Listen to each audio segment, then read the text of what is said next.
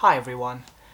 For today's book review, since we are approaching Halloween, I've decided to review a book that is more in line with the spooky season. And so today we're going to be looking at The Airmen Who Would Not Die by John G. Fuller. This book looks at the loss of the British airship R101 and the psychic warnings that were given by another pilot that had disappeared at sea, Captain Raymond Hinchcliffe, and his passenger Elsie Mackay. Captain Hinchcliffe is the man on the front cover with the eye patch, and Elsie is the more shadowy figure that's beneath him, as you can see here on the front cover. It's such a 70s style front cover. It's fantastic. Elsie Mackay was the daughter of Lord Inchcape. Sorry if I pronounced that wrong. Now this chap, at the time, we're talking about 1929, he was in charge of the P&O Shipping Company, so a man of enormous wealth and influence. For a bit of context, in 1928 and 1929, the British government had introduced a program where two airships would be built. One was a purely private venture, the R100, and the other one was funded by the British taxpayer. This was the airship that would be the R101. This book, however,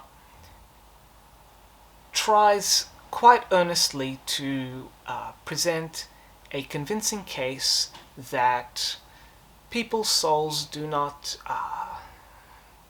die, that they still hang around, and the knowledge that they have can be communicated to the world of the living and try to prevent disasters, try to save people's lives.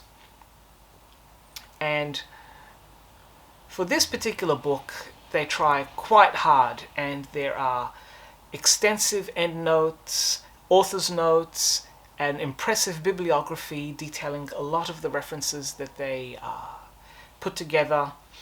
And this particular author, John Fuller, is kind of bouncing off his earlier book, which you can see here in the subtitle, author of The Ghost of Flight 401.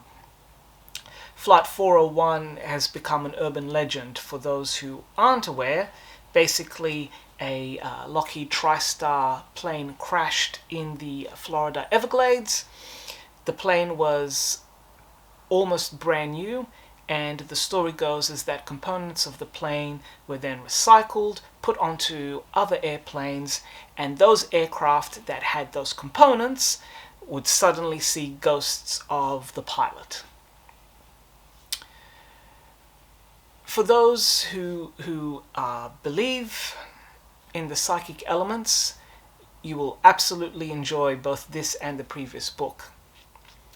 I got this book purely to hear and read their perspective on the R101, and I'm not going to comment either way about psychics and visions. That's between you and your beliefs and what you choose to read.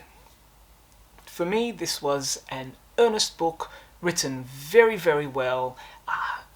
John Fuller would make a fantastic novelist, the way he's able to formulate characters, build situations, and has a real knack for description.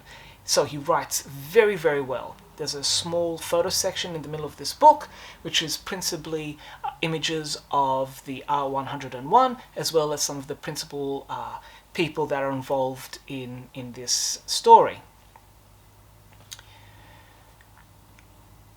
As an insight and as a look from a different perspective at the story of the R101, this was interesting, and I would give it a 2 captain's hats. Again, I'm not going to judge this on the psychic element, the supernatural element. That is for each individual reader to contemplate on their own.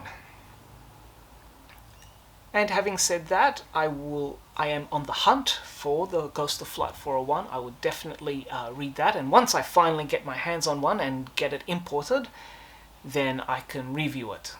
Because certainly John Fuller has a fantastic writing style. And that's our Halloween-themed book review for this year.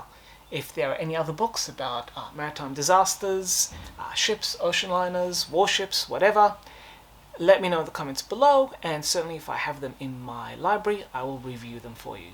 So, until next time, enjoy and happy reading, everyone.